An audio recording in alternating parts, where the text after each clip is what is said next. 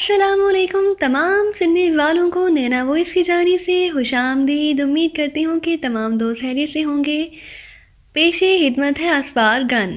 चंद लम्हों बाद राइडो ने कराहते हुए आंखें खोल दी। कुछ देर तक तो उसकी आंखों में धुंध सी छाई रही, पर उसका शाऊर पूरी तरह बेदार हो गया तो उसने लाशऊरी तौर पर उठने की कोशिश की, लेकिन रस्सी से बंधा होने की वजह से वो सिर्फ कसमसा कर ही रह गया।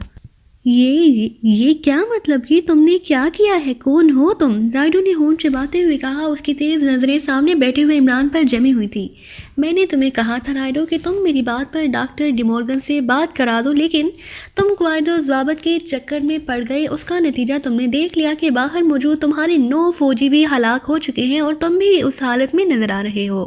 इमरान ने नरम लहजे में कहा, क्या कह रहे हो? तुमने मेरे सब साथियों को हलाक कर दिया है। Very bad, very bad. राइडो ने इंतहाई अफसोस भरे और परेशान से लहजे में कहा, हाँ, और ये सब कुछ तुम्हारे उन क्वाइदो ज़वाबत की वजह से हुआ है। अब तुम अपनी जान बचाना चाहते हो तो मुझे डॉक्टर डिमोर्गन का नंबर बताओ ताकि मैं उससे बात कर सकूं। इमरान ने सर्द लहजे में कहा, नहीं, मैं अपने मुल्क से गद्दारी नहीं कर सकता। तुम बेशक मुझे गोली मार दो। राइडो ने कहा, ओके, तुम्हारी मर्जी। इमरान ने तपाई पर पड़ा हुआ हंजर उठाया और दूसरे लम्हे उसका हाथ घूमा और कमरा राइडो के हलक से निकलने वाली चीख से गूंज उठा। उसका एक नथना कट गया था। इमरान का बाजू एक बार फिर घुमा और राइडो के हलक से निकलने वाली चीख के साथ ही उसका दूसरा नथना भी कट गया था और इमरान ने खून आलूद हंजर वापस तपाई पर रख दिया। राइडो का चेहरा तकलीफ की शिद्दत से मसा हो रहा था।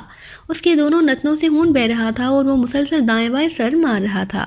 तकलीफ का सही अंदाजा तो तुम्हें अब होगा राइडो, इमरान ने सर्द लहजे में कहा और एक हाथ से उसने राइडो का सर पकड़ा और दूसरे हाथ की मुड़ी हुई उंगली उसने राइडो की पेशानी पर उभर आने वाली रग पर आहिस्ता से मार दी। राइडो का बंधा हुआ जिस्म तड़पने लगा और उसके हलक से इस कदर तेज चीख निकली कि कमरा काफी देर तक गूंजता रहा। उसकी आंखें उबलकर बाहर आ गई थी और चेहरे के साथ साथ उसका पूरा जिस्म भी पसीने में भीग गया था। ये सबसे हल्का अजाब था राइडो। उसके बाद दूसरी ज़रब तुम्हारे जिस्म की एक एक रग को अंदर से काट कर रख देगी, लेकिन तुम मर नहीं सकोगे। अब भी वक्त है, नंबर बता दो। नंबर बताने से तुम्हारी हुब्बुल वतनी पर कोई हर्फ नहीं आता, इमरान ने इंतहाई सर्द लहजे में कहा। मैं बताता हूँ, अचानक राइडो ने कहा और इमरान उसके चेहरे पर उभर आने वाले तासुरात और उबली हुई आंखों में बिजली के कूंदे की तरह लिपकने वाली चमक से ही समझ गया कि राइडो इसीलिए नंबर बताने पर आमादा हो गया था कि इस तरह डॉक्टर डिमोर्गन असल सूरत हाल समझ जाएगा और वो हेडक्वार्टर फ़ोन करके इतला कर देगा। इस तरह शायद वो बच जाए। बताओ, इमरान ने कहा तो राइडो ने नंबर बता दिया, लेकिन ये तो स्पेशल लाइनिंग का नंबर नहीं है। राइडो, तुम मुझे अहमक समझते हो? स्पेशल लाइनिंग का नंबर हमेशा 01 से शुरू होता है और तुम जो नंबर बता रहे हो वो 7 से शुरू हो रहा है। इमरान ने मुस्कुराते हुए कहा, ये स्पेशल लाइनिंग का ही नंबर है। ये स्पेशल लाइनिंग फौजी फार्मूले RX के जरिए बिछाई गई है। राइडो ने जवाब दिया तो इमरान बे इख्तियार समझ गया। नंबर सुनकर वो पहले ही समझ गया था, लेकिन बहरहाल वो उसे कंफर्म कर लेना चाहता था। ओके, अब ये बताओ कि डॉक्टर डिमोर्गन के साथ बात करने के लिए तुम्हारे दरमियान क्या कोड तय है? इमरान ने पूछा। कोड नहीं, कोई कोड नहीं है, राइडो ने कहा तो इमरान ने एक बार फिर हाथ उठाया। तो नहीं, मैं सच कह रहा हूँ, कोई कोड नहीं है। कोड की ज़रूरत ही नहीं है क्योंकि ना ही हम लेबॉर्ट्री में जा सकते हैं और ना वहाँ के लोग बाहर आते हैं। सिर्फ डॉक्टर डिमोर्गन ज़रूरी अशिया की फहरिस्त फ़ोन पर लिख देते हैं और हम उन अशिया के आर्डर्स एक फर्म को पहुंचा देते हैं। उसके बाद वो फर्म ये चीज़ें खुद ही सप्लाई कर देती है। मुझे नहीं मालूम कि कैसे और कहां से सप्लाई करती है। मैं सच बोल रहा हूं, राइडो ने खुद ही तफसील बताते हुए कहा। देखो राइडो, तुम्हें अंदाज़ा नहीं है कि तुम किस अजाब में फंस चुके हो। अब अगर तुमने मुझे चक्कर देने की कोशिश की तो तुम्हारा हशर ऐसा होगा कि तुम्हारी रूह भी सदियों तक कराहती रहेगी। इसलिए बेहतर है कि मुझसे ताउन करो, इमरान ने गर्राते हुए लहजे में कहा। मैं सच कह रहा हूँ, सप्लाईज वगैरह स्पेशल हेडक्वार्टर से होती है। उसका रास्ता वही है, यहाँ तो सिर्फ फ़ोन लाइनिंग है। सिक्योरिटी के तहत ऐसा किया गया है, राइडो ने कहा तो इमरान ने बेइख्तियार एक तवील सांस लिया। ओके, मैं नंबर मिलाता हूँ, तुम डॉक्टर डिमोर्गन से बात करो और उसे कहो कि मिलिट्री इंटेलिजेंस का कैप्टन रिचर्ड उससे ज़रूरी बात करना चाहता हूँ, इमरान ने कहा। Military intelligence? मगर क्या तुम वाकई? राइडो ने हैरान होकर कहा। तुम अपना दिमाग खराब मत करो, जैसा मैं तुमसे कह रहा हूँ वो करो, इमरान ने कुर्सी से उठते हुए कहा और फिर उसने मेज़ पर पड़ा हुआ सुरख रंग का फ़ोन उठाया और उसे तपाई पर रख दिया। उस सुरख रंग के फ़ोन पर जर्द रंग की लाइनें सी बनी हुई थी और फिर इमरान जानता था कि ये स्पेशल फ़ोन की खसूसी निशानी होती है। उसने रिसीवर उठाकर कान से लगाया तो टोन मौजूद थी। इमरान ने सबसे पहले उसने मौजूद लाउडर का बटन प्रेस किया और फिर राइडो के बताए हुए नंबर प्रेस करने शुरू कर दिए। جب دوسری طرف سے گھنٹی بجنے کی آواز سنائی دی تو عمران نے اٹھ کر ریسیور رائڈو کے کان سے لگا دیا۔ یس، ایسی آواز سنائی تھی جیسے کوئی بوڑھا آدمی بول رہا ہو، لیکن لہجے میں بے پناہ وقار تھا۔ رائڈو بول رہا ہوں، ویسٹ پوائنٹ سے ڈاکٹر ڈی مورگن سے بات کرائیں، رائڈو نے کہا۔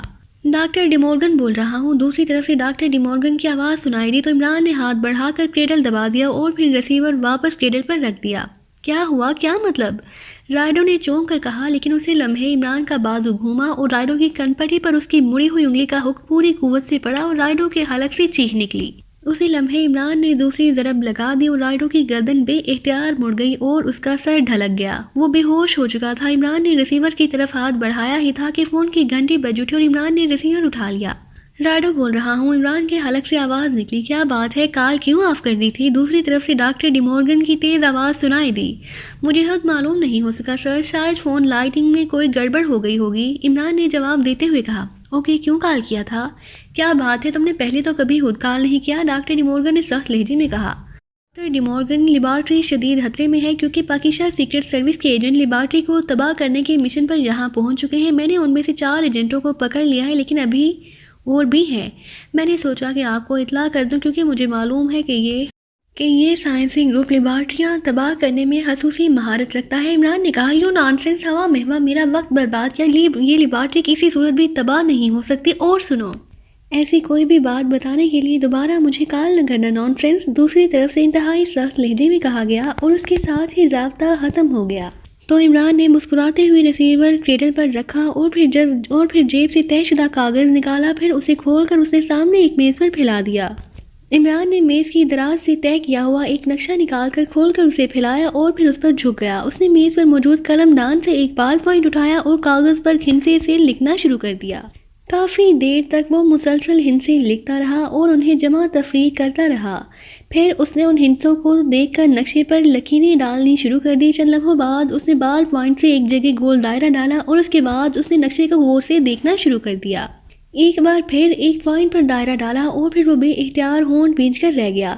تو رائڈو ٹھیک کہہ رہا تھا، لیبارٹری کا اصل گیٹ ادھر ہی ہے جہاں جولیا اور اس کے ساتھی موجود ہیں، پھر تو مجھے وہیں واپس جانا ہوگا، عمران نے کہا۔ اور پھر اس نے کاغذ طے کر کے جیب میں ڈالا اور جیب سے مشین پسٹل نکالا اور اس کا رخ اس نے بے ہوش رائڈو کی طرف کر کے ٹریگر دبا دیا۔ گولیاں رائڈو کے سینے میں اتر گئیں تو عمران نے مشین پسٹل کو واپس جیب میں رکھا اور آفس سے نکل کر تیز تیز قدم اٹھاتا ہیلی کاپٹر کی طرف بڑھتا چلا گیا۔ کچھ ہی دیر میں وہ ہیلی کاپٹر میں سوار اسی طرف اڑا جا رہا تھا جہاں وہ جولیا اور اس کے ساتھیوں کو چھوڑ آیا تھا۔ عمران کے جاتے ہی جولیا نے اپنے ساتھیوں کو ساتھ لیا اور پھر وہ تیزی سے پہاڑی علاقے کی طرف بڑھتی چلی گئی۔ وہ سب تیزی سے پہاڑی ٹیلوں کو پھیلانگتے ہوئے آگے بڑھے چلے جا رہے تھے۔ ان کے جسموں پر بدستور فوجی یونیفارم تھی۔ جولیا کے ساتھیوں نے کمر پر محسوس تھیلے باندھے ہوئے تھے۔ اونچے نیچے ٹیلوں سے گزرتے ہوئے وہ آگے بڑھتے رہے، پھر ایک ایسی چٹان کے قریب جا کر رکے جو سلیٹ کی طرح سیدھی اور سپاٹ کھڑی تھی۔ میرے خیال میں یہی راستہ ہے، جولیا نے کہا اور اس کے ساتھیوں نے اسبات میں سر ہلا دیے۔ صفدر، اس چٹان کو توڑو، جولیا نے کہا تو صفدر نے تیزی سے اپنی پشت پر موجود تھیلا اتارا اور اس کی زپ کھول کر اس میں سے ایک چھوٹا سا ریموٹ کنٹرول جیسا آلہ نکالا۔ اس نے اس کے 2 بٹن پریس کیے تو اس میں سے ایریل کی طرح ایک راڈ خود بخود باہر کو نکل آیا جس کی نوک سوئی کی طرح باریک تھی۔ صفدر نے آگے بڑھ کر اس آلے کو اس چٹان کی جڑ میں اس طرح رکھ دیا کہ اس کی باریک نوک چٹان سے ٹکرا گئی اور پھر اس کی ایک ناک کو گھمایا اور اس ناک کے نیچے موجود بٹن کو پریس کر کے وہ تیزی سے پیچھے ہٹ گیا۔ اس کے پیچھے ہٹتے ہی باقی ساتھی بھی پیچھے ہٹتے چلے گئے۔ تقریباً 30 سیکنڈ کے بعد اچانک سرخ رنگ کی لہریں سی چٹان پر بجلی کے کوندوں کی طرح لپکتی نظر آئیں اور بجھ گئیں، لیکن دوسرے لمحے ایک دھماکہ ہوا اور چٹان درمیان سے 2 حصوں میں تقسیم ہو کر اچھل کر اس طرح سائڈوں میں گری جیسے کسی نے اسے تیز دھار آلے سے کاٹ کر علیحدہ علیحدہ سمتوں میں دھکیل دیا ہو۔ اس چٹان کے ہٹتے ہی پیچھے ایک بڑے سے غار کا دھانا نظر آنے لگ گیا، لیکن اس دھانے کی ساکھ بتا رہی تھی کہ یہ دھانا مصنوعی طور پر بنایا گیا ہے۔ آؤ، جولیا نے کہا اور پھر وہ تیزی سے اس دھانے کی طرف بڑھتے چلے گئے۔ صفدر نے تھیلا دوبارہ کمر سے باندھ لیا تھا، البتہ اب اس کے ہاتھ میں ایک ٹارچ موجود تھی کیونکہ دھانے کے اندر اندھیرا تھا۔ اندر داخل ہوتے ہی صفدر نے ٹارچ جلائی اور دھانے میں روشنی کا سیلاب سا آ گیا۔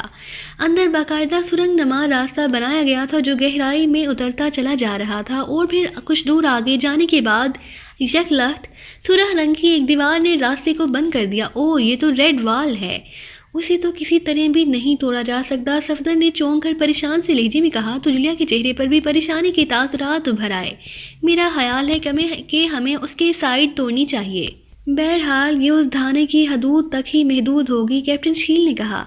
ہاں یہ کوشش کی جا سکتی ہے، جولیا نے کہا، اور پھر اس نے تنویر کی طرف دیکھا تو تنویر نے جیب سے ایک چھوٹا سا گتے کا پیکٹ نکالا اور اسے کھول کر اس پیکٹ کے اندر موجود سنہرے رنگ کی پٹی کو اٹھا کر اس نے آگے بڑھ کر اس وال کے آخری حصے میں رکھ کر انگلی سے ٹھونس دیا اور پھر اس کا ایک کونا موڑ کر وہ تیزی سے پیچھے ہٹا ہی تھا کہ اچانک ایک کان پھاڑ دھماکہ ہوا۔ یہ دھماکہ اس قدر شدید تھا کہ وہ چاروں بے اختیار اچھل پڑے، لیکن اس دھماکے کی گونج ختم ہی ہوئی تھی کہ اچانک اس سرخ چٹان میں سے سرخ رنگ کی لہروں کا دھارا سا نکلا اور سامنے موجود جولیا اور اس کے ساتھی اس دھارے میں جیسے نہا سے گئے۔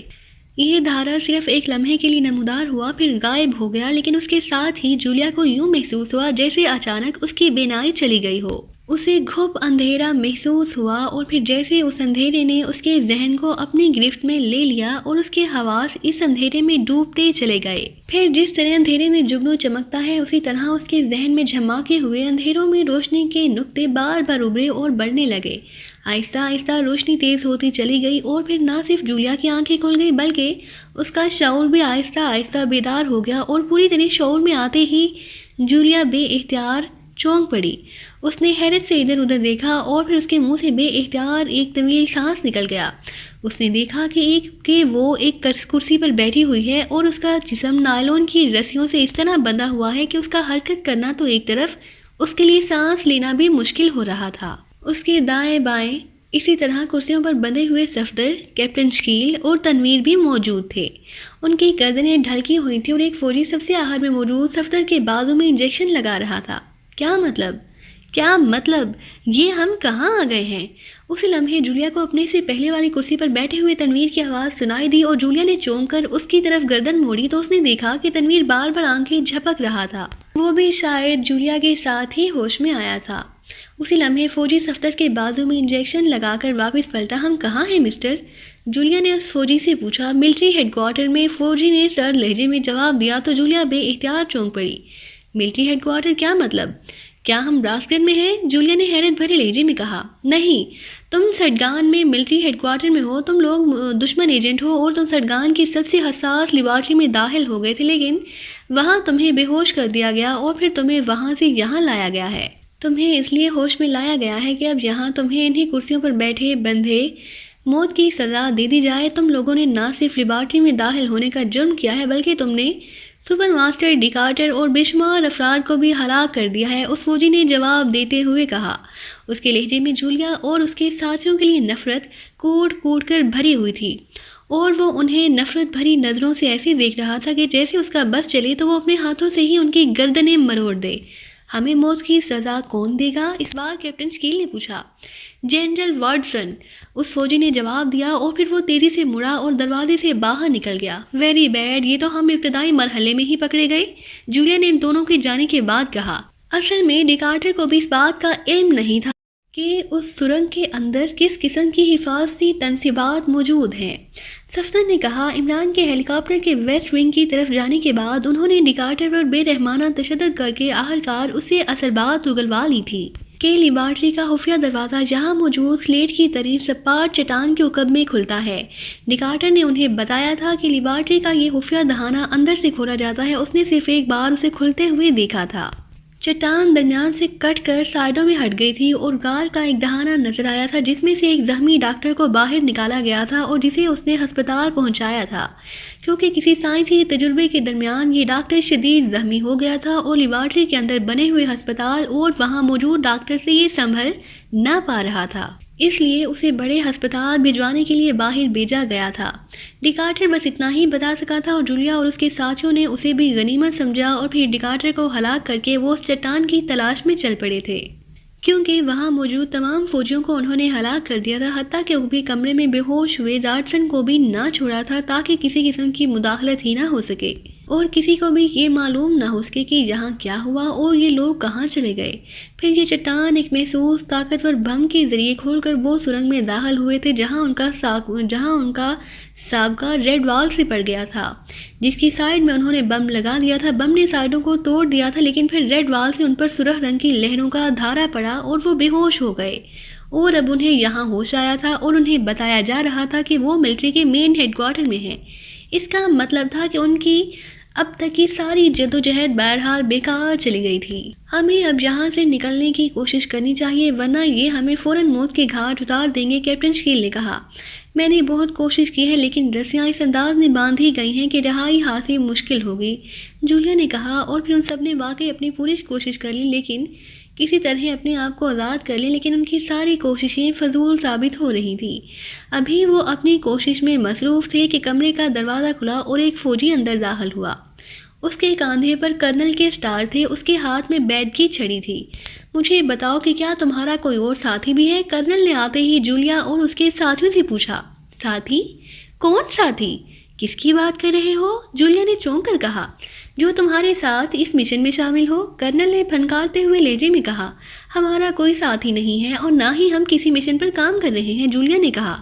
اوکے، پھر اس کو علیحدہ گولی مار دی جائے، کرنل نے کہا اور واپس مڑنے لگا۔ کرنل ایک منٹ، اچانک سفتر نے کہا تو کرنل تیزی سے مڑا۔ کیا بات ہے؟ کرنل نے تیز لہجے میں کہا۔ جسے تم ہمارا ساتھی کہہ رہے ہو وہ کون ہے اور کہاں سے پکڑا گیا ہے؟ سفتر نے کہا۔ وہ بھی ایشیائی ہے، ملٹری ہیلی کاپٹر پر ویسٹ پوائنٹ سے واپس آ رہا تھا۔ اس وقت ہماری وہی کمپنی وہی موجود تھی جس نے تمہیں وہاں سے یہاں بھجوایا تھا، پھر اس آدمی کو گھیر کر پکڑ لیا گیا۔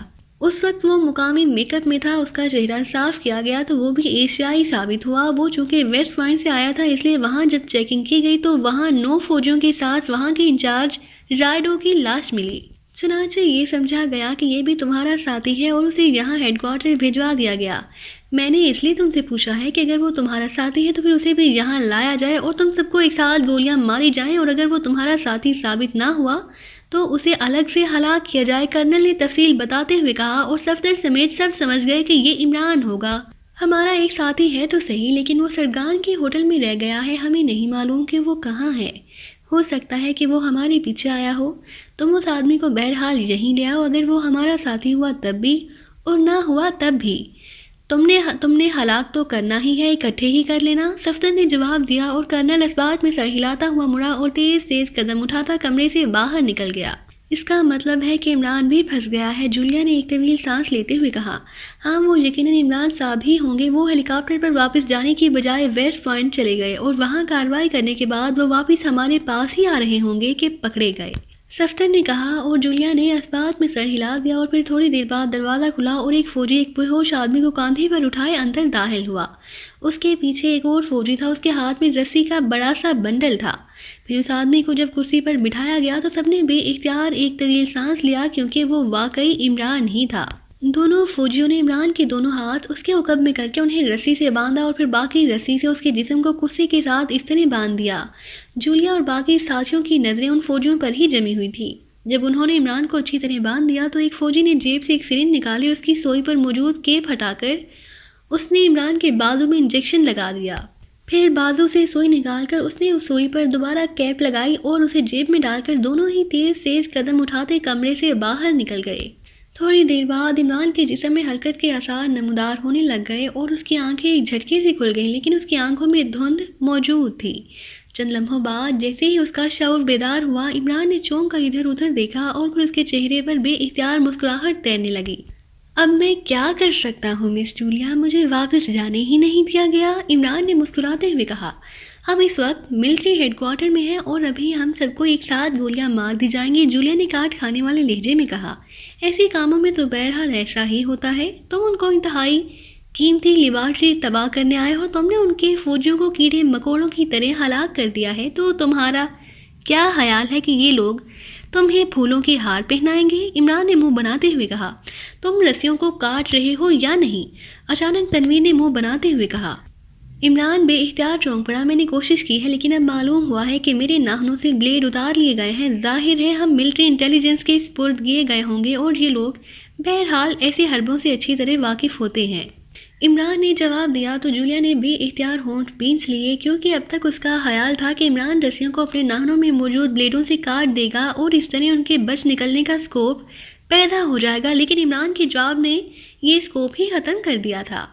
عمران صاحب، آپ نے ویسٹ پوائنٹ جانے کی کوشش کی تھی، تو پھر آپ واپس کیوں آئے تھے؟ صفدر نے عمران سے مخاطب ہو کر کہا، پہلے تم بتاؤ کہ تمہارے ساتھ کیا ہوا، پھر میں بیچارہ آخری درویش اپنی داستان غم سناؤں گا۔ عمران نے مسکراتے ہوئے کہا تو صفدر نے اسے مختصر طور پر ڈکارٹر سے ملنے والی معلومات اور سرنگ میں داخل ہونے سے لے کر یہاں ہوش میں آنے تک کی تفصیل بتا دی۔ عمران خاموش بیٹھا سنتا رہا اور پھر جواب میں اس نے لاڈو کے پوائنٹ میں ہونے والی کارروائی بتا دی۔ میں وہاں سے واپس تمہارے پاس اس لیے آیا تھا کہ لیبارٹری کا گیٹ اس طرف تھا، لیکن جیسے ہی میں ہیلی کاپٹر روک کر نیچے اترا، اچانک میری ناک پر بے ہوش کر دینے والی گیس کا غبار پھینکا گیا اور مجھے ہوش جہاں آیا۔ عمران نے کہا، پرانی باتیں چھوڑو، اب کیا کرنا ہے یہ سوچو۔ جولیا نے کہا، تم مشن کی لیڈر ہو، اس بار سوچنا تمہارا کام ہے۔ عمران نے جواب دیتے ہوئے کہا، اور پھر اس سے پہلے کہ جولیا اس کی بات کا کوئی جواب دیتی، اچانک دروازہ کھلا اور دو فوجی اندر داخل ہوئے۔ ان کے ہاتھوں میں مشین گنیں تھی۔ وہ اندر داخل ہو کر سامنے کی دیوار کے ساتھ پشت لگا کر کھڑے ہو گئے۔ چند لمحوں بعد 3 فوجی کرسیاں اٹھائے اندر داخل ہوئے۔ انہوں نے تینوں کرسیاں دیوار کے قریب رکھ دیں۔ ان کا رخ جولیا کی طرف تھا اور اس کے ساتھیوں کی طرف تھا، اور پھر وہ واپس چلے گئے۔